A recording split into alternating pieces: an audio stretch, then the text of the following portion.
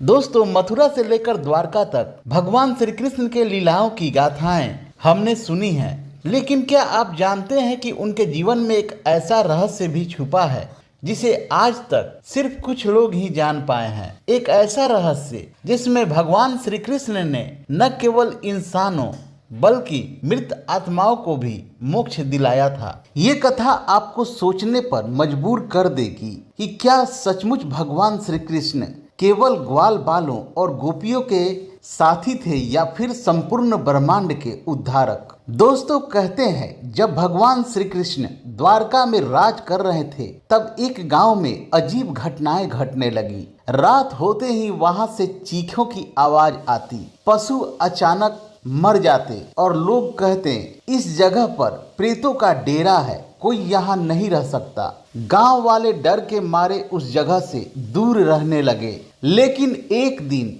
कुछ भक्त द्वारका पहुँचे और भगवान श्री कृष्ण से प्रार्थना की, हे प्रभु, आपके बिना इस संकट का निवारण असंभव है। तब भगवान श्री कृष्ण मुस्कुराए, उनकी आंखों में करुणा झलक रही थी। वो अपने रथ पर सवार होकर उसी डरावनी भूमि पर पहुंचे। जैसे ही श्री कृष्ण ने वहां कदम रखा, पूरे स्थान पर एक अद्भुत शांति छा गई। उन्होंने अपनी बांसुरी उठाई और मधुर धुन बजाने लगे और तभी धुएं और अंधेरे से दर्जनों प्रेत आत्माएं बाहर निकलने लगी। लेकिन अजीब बात यह थी कि वे चीखने चिल्लाने की बजाय रो रही थी। उन आत्माओं ने कहा, हे वासुदेव, हम वे योद्धा हैं जो महाभारत में अधर्म का साथ देने के कारण मारे गए। हमने धरती पर जन्म तो लिया था पर अंत अधर्म से हुआ, इसलिए हमें शांति नहीं मिली। हम अभी भी यहाँ भटक रहे हैं। तब भगवान श्री कृष्ण ने आंखें बंद की और गीता के उपदेशों को स्मरण कराया। हे आत्माओं, मैं केवल जीवितों का ही नहीं,